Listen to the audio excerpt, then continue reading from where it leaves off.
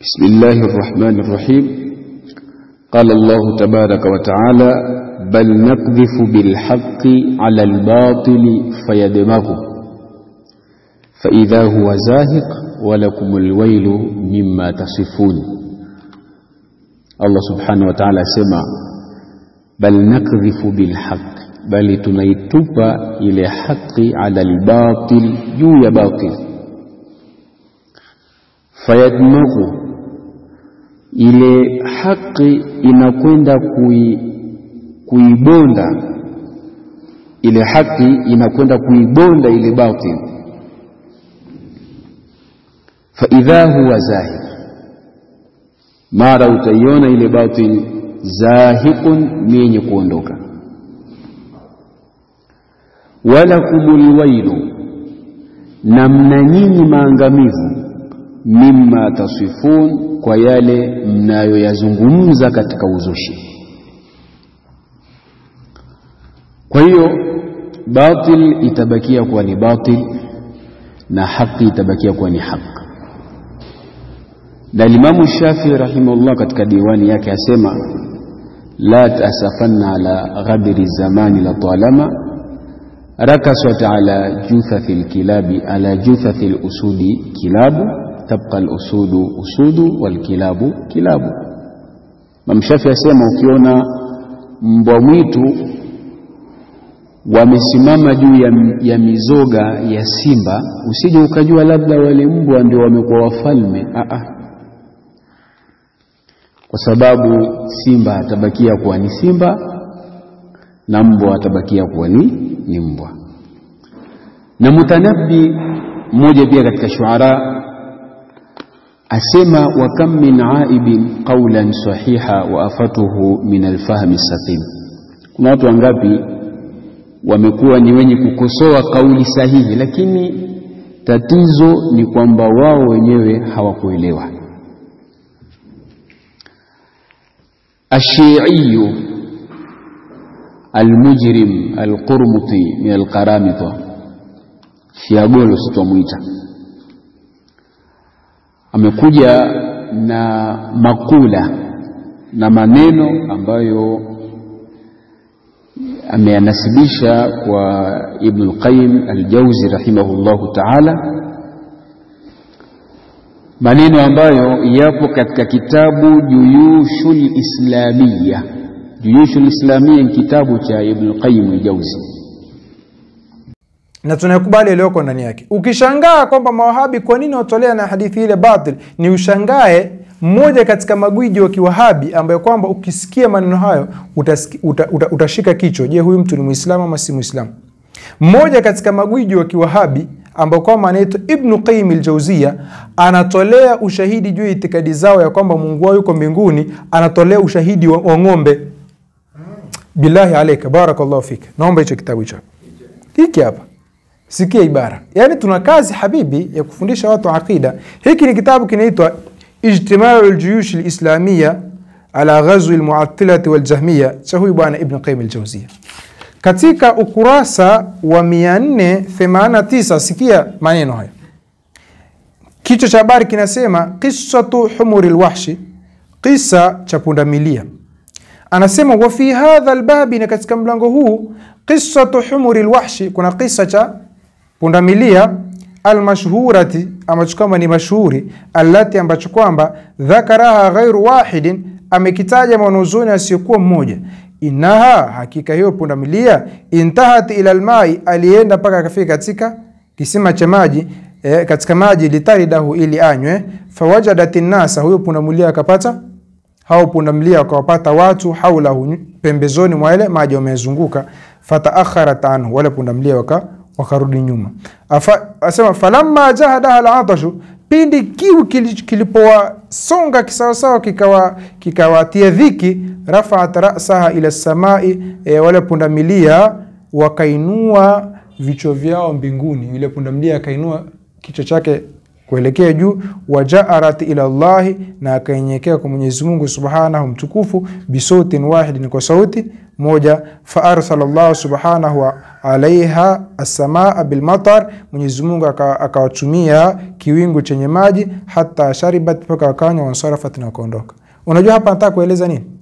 Yani hiki kisa cha ajabu kama hiki cha pundamilia, sio mwenyewe amekipata wapi, Allahu aalam, ataka kutolea ushahidi, kuwatolea ushahidi watu kama Mwenyezi Mungu yuko mbinguni. Billahi alayka, huyu mtu ana akili sawa sawa? Yani mtu anatolea ushahidi wa kisa cha nini? Cha pundamilia. Huyo pundamilia ulimuona wapi? Na ulijuaje kwamba alipoelekea juu, alipoelekeza kichwa, ulijuaje kwamba anamuomba Mungu? Yani hao watu unaona kabisa ni watu ambao kwamba wana malengo yao ya upotoshaji, hata kama kwa dalili ambazo kama ni batili. Ukishangaa hii, angalia kisa ambacho amekieleza. Kisa ambacho amekieleza kuwa kuna punda walikwenda kunywa maji na mfano wake. Yeye baada ya kutoa kisa hicho akasema hizi ni itikadi za Kihindu za kuamini ng'ombe, si kuabudu ng'ombe na mfano wake. Sihitaji kutoa maelezo mengi kwa sababu maelezo yake mwenyewe yanajitosheleza.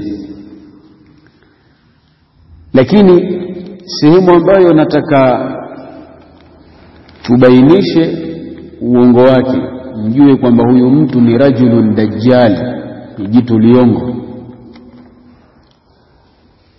Ndani ya hicho kitabu Juyushul Islamia, na ninashauri sana kwa kila talibul ilmi atafute hicho kitabu, hata kama ni Google akitafute, kitabu muhimu sana. Katika ukurasa 119 Ibn al-Qayyim al-Jawzi rahimahullah ameweka mlango maalum, ukurasa 119. Mlango wasema hivi: faslun, darasa, mlango, fima hufidha, katika yale yaliyopokelewa. Mlango unaeleza yale yaliyopokelewa an ashabi rasulillahi, kutoka kwa masahaba wa mtume sallallahu alayhi wasallam, watabiina, na matabi'i, wal a'immatil arba', na maimamu wanne, wa ghairihim, na wengineo. Kwa hiyo mlango huu Ibn al-Qayyim ataeleza yale yaliyopokelewa, sio kutoka kwa mtume, kutoka kwa masahaba. Min dhalika, hiyo dhalika ni ismu ishara lilba'id, min harfu jaddi, na dhani ismu ishara, na lamu lamu al-bu'di, wa kafu kafu al-khitabi. Min dhalika, katika hayo yapi? Kuna masala hapo Ibn al-Qayyim ameyazungumza, masala ya kwamba Allah subhanahu wa ta'ala yuko wapi. Ndani ya kitabu hiki Ibn al-Qayyim kaweka mlango huu maalum akieleza kauli za maswahaba, kauli za matabi'i, kauli za maimamu, kuwa Allah subhanahu wa ta'ala fi samaa, yupo katika nini? Yupo katika mbingu. Kwa hiyo dhalika inarudi katika maudhui yake ambayo alikuwa anaizungumzia tokea mwanzo. Ibn al-Qayyim akasema hivi: awalan, la kwanza kabisa katika yaliyopokelewa kutoka kwa maswahaba, ma hufidha an ashabi rasuli, ni yale yaliyohifadhiwa kwa maswahaba wa mtume sallallahu alaihi wasallam. An ibn Umar, kutoka kwa Ibn Umar, qala, asema, qala Abu Bakar, Ibn Umar asema, Abu Bakar alisema, lamma qubida Rasulullah, pale mtume alipokufa. Abu Bakar akawaambia watu, ayuhan nasu in kana Muhammadun ilahukum alladhi ta'buduna, ikiwa Muhammadi ndiyo Mungu wenu ambaye mnamwabudu, fa inna ilahakum qad mata, basi Mungu wenu kashakufa. wa in kana ilahukumullahu alladhi fis samaa, na ikiwa Mungu wenu ni Allah ambaye yupo katika mbingu, fa inna ilahakum lam yamut, basi Mungu wenu hajafa. Kauli ya kwanza kabisa Ibn Qayyim katika mlango huu ameweka kauli ya Abu Bakar. Kauli hii inathibitisha nini? Inathibitisha kuwa Allah subhanahu wa ta'ala fis samaa, yupo katika mbingu. Kisha Ibn Qayyim akaendelea kuweka kauli za maswahaba mbalimbali, kina kauli za Umar kuanzia ukurasa wa 119, rejea kitabu hicho. Akaweka kauli za matabi'i, akaweka kauli za sahabiyati kina ummul mu'minina na wengineo, mpaka akafikia ukurasa 329. Kuanzia ukurasa 119 mpaka ukurasa 329 azungumza maudhui moja tu, yale yaliyopokelewa kwa maswahaba na matabi'i na maimamu kuhusu kustawi kwa Allah subhanahu wa ta'ala juu ya arshi yake. Ibn Qayyim alipofika sasa katika kisa hiki ambacho amekitaja huyu Qurmuti, huyu Shiiyu Ar-Rafidhiyu, katika ukurasa 329 mwishoni kabisa huko, Ibn Qayyim asema hivi: wa fi hadha al-bab, na katika mlango huu, qissatu humuri al-wahshi, kuna kisa cha pundamilia al-mashhura, kisa ambacho ni mashuhuri, allati, kisa ambacho dhakaraha, amekitaja ghairu wahidi, si chini ya mwanachuoni mmoja, yani kimetajwa na wanachuoni wengi. Annaha, kwamba hawa pundamilia, intahat ila al-ma'i, walifika katika maji, litarida, kwa ajili ya kunywa. Fawajadatin nasa haulahu, wale punda wakakuta watu wamejaa katika yale maji. Fataakharat anhu, wale punda wakarudi nyuma, kwa sababu hawawezi kumenyana na watu. Falamma jahadaha al-atashu, wale pundamilia kiu kilipozidi, rafa'at ra'saha ila as-samaa, walinyanyua vichwa vyao katika mbingu. Waja'arat ila Allah subhanahu bi sautin wahid, wakawa wanaomba kwa sauti moja. Fa arsala Allahu 'alayha as-samaa bil matar, Allah akaleta mvua pale. Hatta sharibat wa ansarafat, wakanywa wakaondoka zao. Sasa huyu Shiiyu Ar-Rafidhiyu Al-Qurmuti asema hivi, hiki kisa kinaonyesha itikadi ya Wahindi, kwa sababu Wahindi ndio wenye kuabudu ng'ombe. Hivi kweli katika kisa hiki pametajwa kuabudu hapa? Hapajatajwa kuabudu hapa. Kisa hiki kinaashiria nini? Kisa hiki kinaashiria kwamba wale pundamilia walinyanyua vichwa vyao baada ya kuzidiwa na kiu, wakanyanyua vichwa vyao katika mbingu wakiomba. Kwa nini waombe, waelekeze vichwa vyao katika mbingu? Ni ajabu pundamilia wakaomba? Si ajabu, kwa sababu Allah subhanahu wa ta'ala kwenye Qur'ani asema, wa in min shay'in illa yusabbihu bihamdi, kila kitu cha muomba Mola wake, walakin la tafqahuna tasbihahum, lakini nyinyi hamuelewi namna gani vinavyomsabihi Mola wao vitu hivyo. Kwa maana kila kiumbe kinamsabihi Allah subhanahu wa ta'ala. Kisa hiki sisi hatuoni kama kina tatizo, na hakuna tatizo katika kisa hiki. Na ili ujue kwamba hakuna tatizo katika kisa hiki, kabla sijaendelea kunukuu maneno ya Ibn Qayyim, ni kulete katika kitabu Bulughul Maram, kitabu Bulughul Maram, kitabu cha hadithi cha fiqh cha Ibn Hajar al-Asqalani, na kila mmoja katika tulabu ilmi hicho kitabu anacho. Ukienda katika babu salati al-istisqa, swala ya kuomba mvua, katika hadithi ya 10 katika mlango huu Bulughul Maram, kuna hadithi pale Ibn Hajar ameiweka. Hadithi imesimuliwa na Abu Huraira. Abu Huraira asema anna Rasulullah sallallahu alaihi wasallam, hakika mtume sallallahu alaihi wasallam qala, amesema kharaja Sulaimanu yastasqi, Suleiman alitoka na watu wake kwa ajili ya kwenda viwanjani kuomba mvua kwa Allah subhanahu wa ta'ala. Faraa namlatan, kufika njiani Suleiman akamuona sisimizi, mustalqiyatan ala dhahriha, akiwa amelala kichalichali, yani kile tunaita kifo cha mende. Rafi'atan qawaimaha, akiwa amenyanyua miguu yake. Sisimizi huyo amelala chini, miguu ameielekeza juu. Rafi'atan qawaimaha ila sama, amenyanyua miguu yake kuielekeza mbinguni. Takulu, anasema hivi yule sisimizi, Allahumma, ewe Allah, inna khalqum min khalqik, hakika sisi ni viumbe katika viumbe wako. Laysa bina ghinan an suqyaka, hatuna sisi utajiri, hatuwezi kujitosheleza an suqyaka, na mvua yako, tupe mvua ya Rabbi.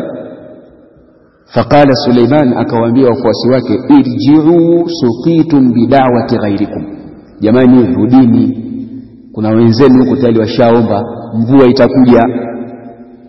Suleimani akarudi zake baada ya kumuona sisimizi aomba, miguu ameielekeza katika mbingu. Sasa kama riwaya hizi unasema ni riwaya zinazoeleza itikadi ya Kihindu, kwa maana Ibn Hajar naye ana itikadi ya Kihindu. Subhanallah, ni kweli Ibn Hajar mshafi mwenzetu yule, mmoja katika muhaqiq Shafi'ia, unasema kwamba na yeye pia ni katika watu wenye itikadi yake, kwa sababu kisa alichokitaja ndio hicho ambacho kipo katika Jumuishul Islamia, katika kitabu cha Ibn Qayyim. Na Ibn Qayyim pia kitabu hiki kisa hiki amekitaja ndani ya hicho kitabu, lakini lengo langu mimi kutaja kwamba mrejee katika Bulughul Maram, kwa sababu naamini wengi wako na Bulughul Maram. Na hawa sisimizi nao wameelekeza miguu yao katika mbingu. Kwa nini wameelekeza miguu yao katika mbingu? Na kwa nini hawa pundamilia nao waliomba wakanyanyua vichwa vyao wakavielekeza katika mbingu? Huu ni Uhindu, si Uhindu wala si itikadi ya Kihindu. Kwa nini Ibn al-Qayyim ametaja kisa hiki ndani ya hiki kitabu, na kwa nini Ibn Hajar naye ametaja hiki kisa ndani ya kitabu chake? Hili ni swali ambalo linahitaji majibu. Ukimhukumu Ibn al-Qayyim kwamba ana itikadi ya Kihindu, manake hata Ibn Hajar al-Asqalani ana itikadi ya Kihindu, ni kweli? Leo utawaambia nini Waislamu kuhusu Ibn Hajar, mwanachuoni aliyesherehesha Sahihul Bukhari, Fathul Bari, kitabu ambacho kimekubalika dunia nzima kinasomwa? Sasa Ibn Qayyim anaendelea kueleza, asema hivi: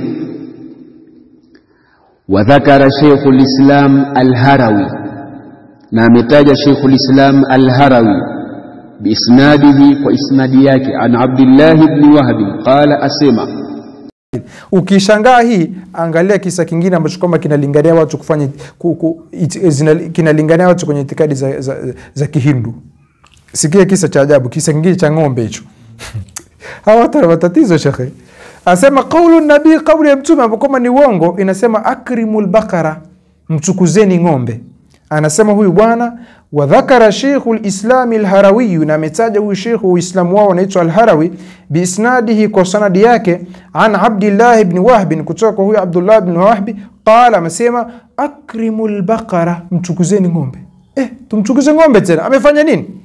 fa inna, hakika ng'ombe, lam tarfa ra'saha, hakuinua kichwa chake, ila samai, kuelekea juu, mundhu ubida al-ijlu, toka kilipoabudiwa kile kigombe cha Banu Israili. Ya toka Banu Israili walipoabudu kile kigombe, anasema ng'ombe hawakupatapo kuinua kichwa kuelekea juu, hayaan min Allah azza wa jalla, kumuonea haya Mwenyezi Mungu subhanallah. Sasa si ndio hizi itikadi za Kihindu? Hizi ni itikadi za Kihindu kabisa. Analingania watu kwenye itikadi za Kihindu. Acha wadanganya watu kwamba toka Banu Israili walipoabudu kile kigombe, sasa ng'ombe wote wanaona haya kuinua kichwa kwa sababu wanaona haya kumkabili Mwenyezi Mungu. Yaani hapo anatolea ushahidi nini? Kwamba Mungu wao yuko juu. Sasa huyo Mungu kweli anathibitisha kwa ng'ombe na pundamilia, kweli huyo ndio Mungu wa Uislamu huyo? Au ana Mungu wao mwingine? Maulana anasema kadhibun maudhuun, huu ni uongo kabisa uliozushiwa, unomsingizia mtume. Yad'u, urongo huu unalingania watu ila aqaidil hindus, unalingania watu kwenda itikadi za Kihindu, kwa sababu huu ni uhindu kabisa, au sivyo? Asema hadhihi khurafatun mudhhikatun, asema huu ni uzushi wa kipumbavu kabisa ambao unachekesha kabisa. Atabiha Abdullah ibn Wahb an-Nisawi, ameleta huyo Abdullah ibn Wahb. Qala al-Hafidh Ibn al-Jawzi fi al-Mawdu'at, amesema al-Imam Ibn al-Jawzi katika kitabu chake al-Mawdu'at, inda hadithi, wakati wa kuzungumzia hii hadithi iliyozushwa inayosema akrimul baqara, mtukuzeni ng'ombe, fa innaha sayyidatul bahaim, ndio mama ndio bwana wa wanyama wote. Asema maarafa hata ra'saha, hakupatapo kuinua kichwa chake, ila samai, kuelekea juu, hayaan, kwa ajili ya kuona haya, kumuonea haya Mungu. Mundu ubida al-ijlu, toka alipoabudiwa yule kigombe Banu Israil. Asema imamu hadha hadithun mawdhu'un, hadithi ni uongo kabisa. والمتهم به على تهميه kuizua hadithi Abdullah ibn Wahb an-Nisawi, huyo Abdullah ibn Wahb an-Nisawi. Qala Ibn Hibban, amesema Ibn Hibban, kana dajjalan, alikuwa ni jitu rongo, yadhaw al-hadith ala thiqat, akizusha hadithi kisha akiwazushia na kuwanasibishia wale masahaba au wapokezi ambao ni wa kweli. La yahillu dhikruhu, si halali kuitaja hadithi hiyo, illa ala sabili al-qadh fihi, isipokuwa ukitaka kuitia dosari ndio unaruhusiwa kuitaja hadithi. Sasa huyu bwana hakuitaja hadithi kwa kuitia dosari kama alivyosema Imam, ameitaja hadithi kutolea ushahidi wa itikadi zao za Kihindu. Abdullah ibn Wahb yasema, qala, anasema akrimul baqara, mkirimuni ng'ombe, fa innaha, hakika hawa ng'ombe, lam tarfa ra'saha, hawakuwahi kunyanyua vichwa vyao, ila samai, kuelekea katika mbingu, mundu ubida al-ijlu, tokea alipoabudiwa ndama, yani tokea Bani Israila walipoabudu ndama. Hayaan min Allah, kumuonea haya Allah subhanahu wa ta'ala. Wa qadru ya marfu'a, Sheikhul Islam Al-Harawi yasema wa qadru ya marfu'a, hadithi hii imepokelewa ikiwa ni marfu, yani hadithi hii inasemekana ni maneno ya mtume, an Ibn Wahb, kutoka kwa Ibn Wahb. Kisha Ibn al-Qayyim anasema hivi, qultu, nasema, wala yathbutu raf'uhu, hii hadithi haijathibiti kwamba ni maneno ya mtume. Fa inna Aba Hindi majhul, kwa sababu mmoja katika wapokezi wa hadithi hii ni Aba Hindu, ni mtu majhul, hajulikani. Na hadithi ikiwa kuna mtu majhul, hadithi hiyo haikubaliki. Sasa huyu amesoma hiki kisa ambacho amesema kipo katika kitabu Juyushul Islamia, na sisi tunasema kipo, lakini swali letu la msingi, kwa nini hukumalizia maelezo ambayo yapo katika hicho kitabu? Jambo la kwanza, kutokumalizia kwake, yawezekana hakusoma hicho kitabu asili. Pili, kama amesoma kitabu asili, kwa maana kitabu cha Ibn al-Qayyim, akasoma akaona hivyo kisha hakumalizia, manake ni mtu mpotoshaji. Yani ni sawa na mtu anayesoma kauli ya Allah tabaraka wa taala, ya ayyuhalladhina amanu la taqrabus salata, enyi mlioamini msikurubie swala, halafu akaishia hapo bila ya kusema wa antum sukara, hali ya kuwa mmelewa. Kwa hiyo ima atakuwa anaingia katika moja ya sehemu hizi mbili, kwa hadithi hii inayosema akrimul baqara, Ibnul Qayyim hapo hapo amesema hiyo hadithi haikuthibiti. La yahillu dhikruhu, si halali kuitaja hadithi hiyo illa ala sabili alqadhi fihi, isipokuwa ukitaka kuitia dosari ndio unaruhusiwa kuitaja hadithi hii. Sasa huyu bwana hakuitaja hadithi hii kwa kuitia dosari kama alivyosema Imam, ameitaja hadithi hii kutolea ushahidi wa itikadi zao za Kihindu. Kisha Ibnul Qayyim anasema hivi, qultu, nasema, wala yathbutu raf'uhu, hii hadithi haijathibiti kwamba ni maneno ya Mtume, lakini ameitaja kwa ajili ya watu wazinduke, kwa sababu Ibnul Qayyim kaiona imetajwa hadithi hiyo na Sheikhul Islam Al-Harawi, sio Sheikhul Islam Ibn Taymiyyah, Sheikhul Islam Al-Harawi. Kwa hiyo Ibnul Qayyim mwenyewe kaidhoofisha hiyo hadithi. Halafu bwana anasema Ibnul Qayyim bwana kaweka hiyo hadithi kwenye kitabu chake, ana itikadi ya Kihindu na mfano wake. Mara ya kwanza mimi nilimwambia huyu bwana, mara ya kwanza kabisa wakati anaanza kuwasema hawa maulama, nilimwambia vitabu vya Sheikhul Islam huvielewi na vitabu vya Ibnul Qayyim pia huvielewi, na ukisikia kauli yoyote ambayo imenasibishwa kwa Sheikhul Islam Ibn Taymiyyah kutoka kwa maadui zake, jambo la kwanza, rudi katika vitabu vyake ukafanya utafiti kabla hujafanya nashru, kusambaza yale maneno, kwa sababu mwishoni utaumbuka. Kwa hiyo hadithi ya kusema akrimul baqara, Ibnul Qayyim asema si sahihi, lakini kisa ambacho kinasema punda wamenyanyua vichwa vyao, kisa hiki Ibnul Qayyim hakusema kama ni sahihi au ni dhaifu, lakini amesema kwamba kimetajwa na wanawachuoni wengi, na tukatoa ufafanuzi kwamba hata Ibn Hajar al-Asqalani ametaja mfano wa kisa hicho ndani ya kitabu chake Bulughul Maram, kuwa sisimizi walinyanyua miguu yao kuielekeza katika mbingu. Sasa je, kama Ibnul Qayyim ameweka kisa cha hawa pundamilia, kama tutamhukumu kwamba eti kwa kufanya hivyo basi amekuwa na itikadi ya Kihindu, ma balu Ibn Hajar al-Asqalani? Je, Ibn Hajar al-Asqalani naye tumfanyeje? Kisha Ibnul Qayyim al-Jawzi rahimahullahu ta'ala anamalizia kwa kusema hivi, wal maqsudu, na makusudio. Na haya maelezo yapo katika ukurasa huo huo wa hicho kisa ambacho huyo Shiagolo kasoma hicho kisa. Maelezo hapo chini yapo. Tatizo wa watu ni watu wa hawa wa matamanio. Ibn al-Qayyim wasema wal maqsudu, maksudio ya kuweka hiki kisa, anna hadhihi fitratullahi allati fatara an-nasa 'alayha, ni kuwaonyesha watu kwamba hilo ni umbile ambalo Allah kawaumba watu katika umbile hilo, alhayawana wa ghairahu, wanyama na wasiokuwa wanyama, wanyama na wasiokuwa wanyama. Dalili tumetaja hapo kisa hicho na hadithi ambayo Ibn Hajar ameitaja katika kitabu chake Bulughul Maram.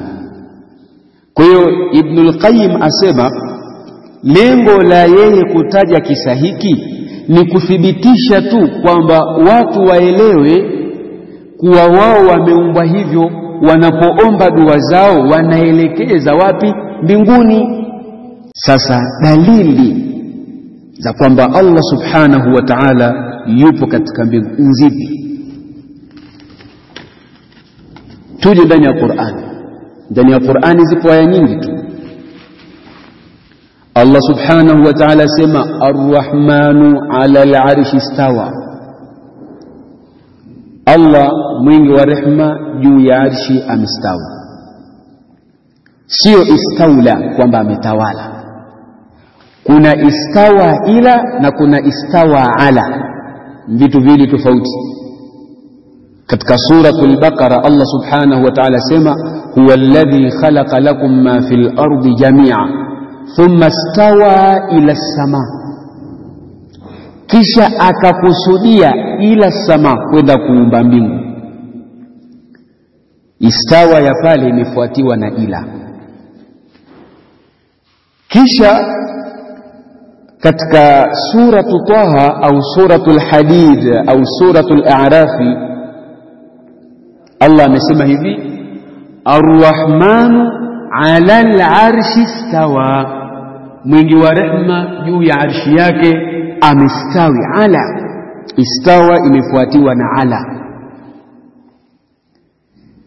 Istawa inapofuatiwa na ala manake ni juu, na ala inajulikana katika maana zake.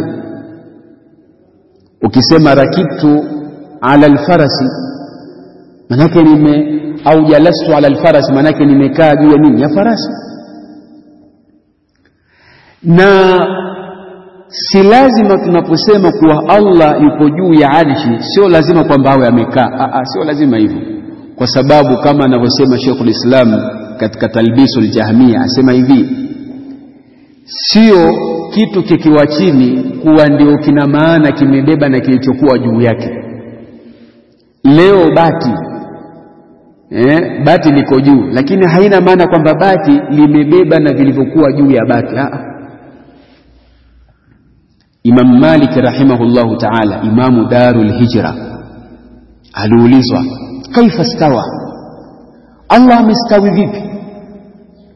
Imam Malik akasema alistiwa'u ma'lum, kustawi kunajulikana, kustawi kunajulikana katika lugha ya Kiarabu. Wal kaifu majhulu, ama kwamba Allah amestawi vipi, amekaa, amesimama, Imam Malik asema hilo sisi hatujui. Wasualu anhu bid'a, na kuuliza jambo hilo kwamba Allah amestawi vipi ni uzushi, kwa sababu yeye mwenyewe amesema amestawi, hakueleza namna gani amestawi. Khalas. Si hivyo tu, Firaun alayhi la'na, Firaun alimwambia Haman, ya Hamanu ibni li sarhan la'alli ablughu al-asbaba as-samawati fa attali'a ila ilahi Musa wa inni la'adhunnuhu kadhiba. Firaun alipoambiwa na Musa kwamba Mola wangu yupo katika mbingu, Firauni akasema subiri ewe Hamani, hebu jenga mnara mkubwa hapo, nataka nifike katika zile mbingu, katika zile njia za kunifikisha katika mbingu, maana najua Musa ni muongo. Kwa hiyo hata Firauni mwenyewe alikuwa anajua kwamba Allah yupo katika mbingu. Allah subhanahu wa ta'ala anasema aamintum man fis sama, hivi mnajiaminisha na yule aliyekuwa katika mbingu? Man fis sama, aliyekuwa katika mbingu. Nani aliyekuwa katika mbingu? Ni Allah subhanahu wa ta'ala, ni Allah subhanahu wa ta'ala. Na fi katika lugha ya Kiarabu ina maana ya ala na ina maana ya ndani, fihi. Mfano Allah subhanahu wa ta'ala aliposema qul siru fil ardi, tembeeni katika ardhi. Qul siru fil ardi, sio tutembee fil ardi, ndani. Fi hapa ina maana ya ala. Qul siru fil ardi, tembeeni juu ya ardhi. Kwa hiyo Allah subhanahu wa ta'ala aliposema aamintum man fis sama, hivi mnajiaminisha na yule aliyekuwa juu ya mbingu, sio aliyekuwa ndani ya mbingu, kwa sababu Allah hawi ndani ya kiumbe chake. Kwa hiyo fi ina maana ya ndani na fi ina maana ya ala. Mfano nikisema dakhaltu fil masjidi, maana yake nimeingia ndani ya msikiti. Lakini Allah alipojieleza yeye ametumia fi, lakini haina maana ya ndani, ina maana ya juu. Kama Firauni alipowaambia wale wachawi la usallibannakum fi judhu'i nakhli, nitawasulubu juu ya kigogo, sio ndani ya kigogo. Lakini dalili zingine katika sahihu al-Bukhari, Mtume sallallahu alaihi wasallam asema yanzilu rabbuna tabaraka wa taala, na hadithi hii ni katika hadithi ambazo ni mutawatir. Soma kitabu Aqidatu Salaf wa Ashabu al-Hadith cha al-Imam As-Sabuni, mwanachuoni wa karne ya 5. Hadithi ni mutawatir. Mtume sallallahu alaihi wasallam asema yanzilu rabbuna tabaraka wa taala, anateremka Mola wetu. Anateremka kutoka wapi? Anateremka kutoka wapi? Mtume asema inapobakia theluthi ya mwisho wa usiku Allah anateremka, kisha anasema man yastaghfiruni faaghfir la, nani wa kuniomba msamaha nimsamehe, nani wa kuniomba nimpe. Lakini mashia wa man ala shakilatihi, wakiwemo masufi, wanasema kwamba sio yeye bali ni malaika. Hapana, malaika hawezi kusema man yastaghfiruni, nani wa kuniomba msamaha, ni Allah ndiye anateremka. Na katika lugha tuambiwa sisi asili ya neno ni kubakia katika asili yake. Faman dhahaba ila ta'wili wajaba alayhi dalil, yule anayekwenda kulitoa neno katika asili yake atakiwa kuleta dalili.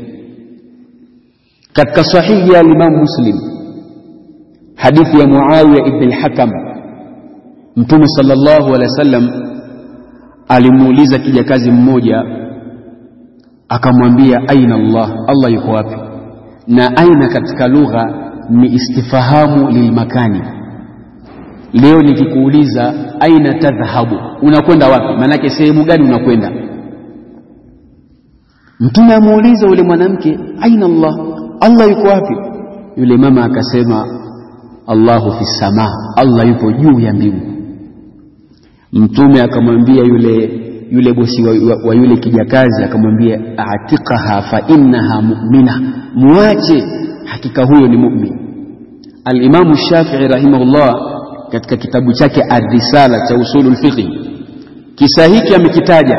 Anasema suali hili la Mtume kwa huyu kijakazi ilikuwa ni suali la kumtahini, sio suali la kumsilimisha. Maana mtu haingii kwenye Uislamu isipokuwa kwa shahada. Kwa hiyo kijakazi akajibu kwamba Allah yupo katika mbingu. Ingekuwa swali lake ni makosa, jibu lake ni makosa, Mtume angemwambia hapana, Allah maujudu bila makani, Allah yupo bila sehemu. Au wengine wanasema Allah yupo kila sehemu. Itikadi mbovu hizi. Si hivyo tu, Isra na Mi'raj, na watatujibu hawa.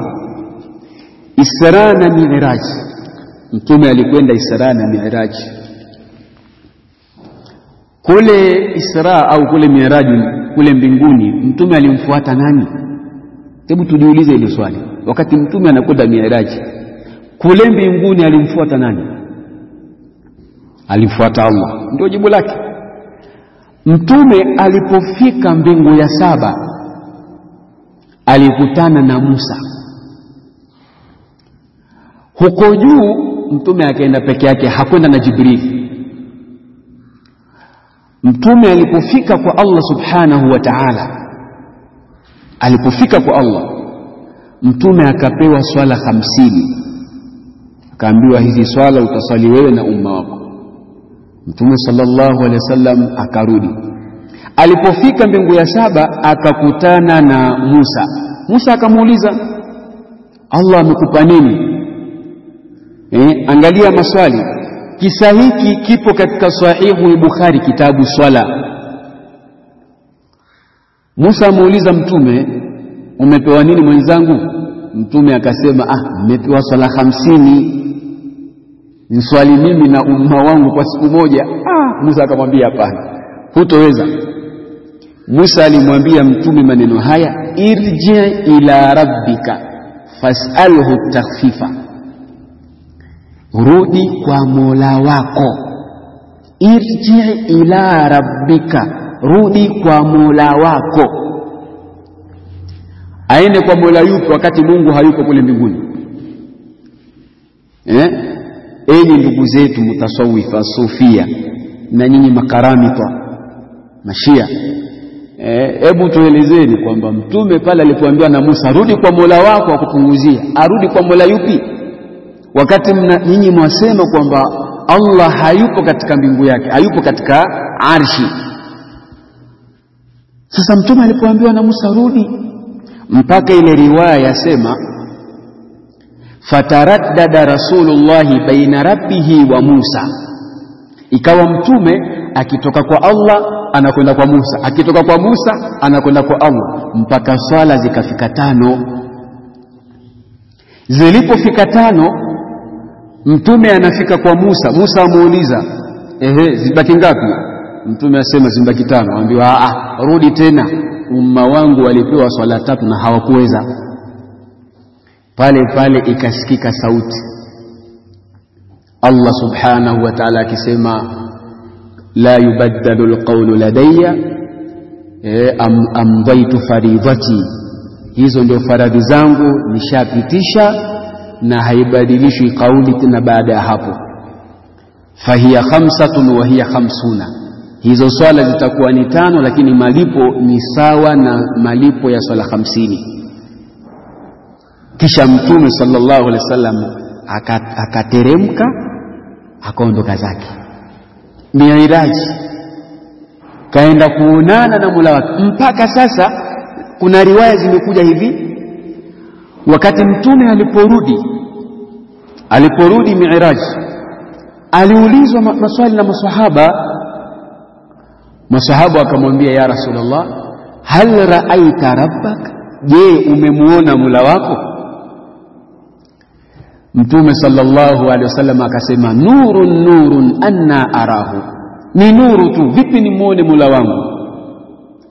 Hii inathibitisha kwamba Allah subhanahu wa ta'ala yupo sehemu.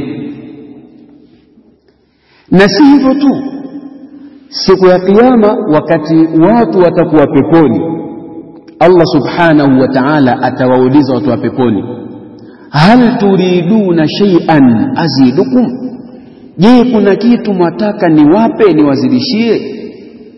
Watu wa peponi watasema, ya Rabbi alam tubayyidh wujuhana, hivi hukuzifanya nyuso zetu zikawa nyeupe?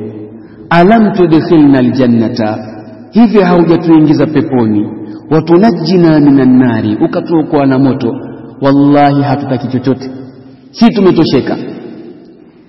Mtume sallallahu alaihi wasallam asema, fayukshafu alhijabu, pazia litaondoshwa, watamuona Mola wao. Wakati huo wanamuona vipi? Na Allah hana sehemu, Allahu mawjudun bila makani. Hizi zote ni dalili kwamba Allah subhanahu wa ta'ala yupo juu ya arshi yake. Na kuna baadhi ya riwaya pia zimekuja kuwa waumini watakuwa wanamzuru Mola wao tabaraka wa ta'ala.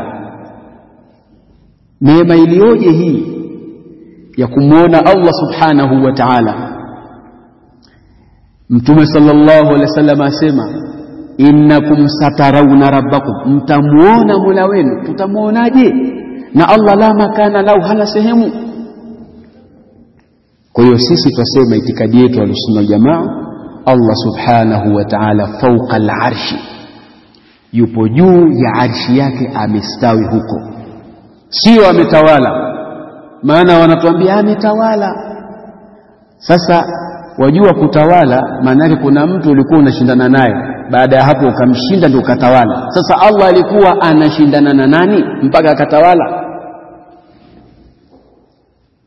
Ibn al-Qayyim al-Jawzi rahimahullah ta'ala asema, Ash'ariyya wamezidisha lam kama ambavyo Mayahudi walizidisha nuni. Istawa, hawa jamaa wanasema sio kustawi. Istawa manake istaula, wakaongeza lam, istaula, istawa, istaula. Mayahudi waliambiwa waqulu hitta, wao wakasema hinta, wakaongeza nuni. Kwa hiyo ndugu zangu katika imani, dalili wallahi kama tutaamua kuzinukuu dalili ziko nyingi. Na kitabu hicho Juyushul Islamia ambacho amekinukuu huyu Shia, pana dalili nyingi pale Ibn Qayyim amezitaja. Moja katika hizo, na pia ipo hiyo riwaya katika sahihi, ni pale Zainab binti Jahshi ambaye ni mmoja katika wakeze Mtume sallallahu alaihi wasallam, mwanamke ambaye alikuwa ameolewa na Zaid bin Thabit, baadaye akaachika. Alipoachika Allah subhanahu wa ta'ala sema falamma qadha Zaid minha wataran zawajnakaha, Zaid alipomwacha sisi tukakuozesha. Huyu mwanamke alikuwa anawaambia wake wenzake, alikuwa anawaambia hivi, zawajakunna ahalikunna, nyinyi mmeozeshwa na jamaa zenu, wazawajani Allahu min fawqi sab'i samawati, lakini mimi Allah ameniozesha kutoka katika mbingu saba, kutoka katika mbingu saba. Unasemaje kwamba Allah hayupo katika arshi yake?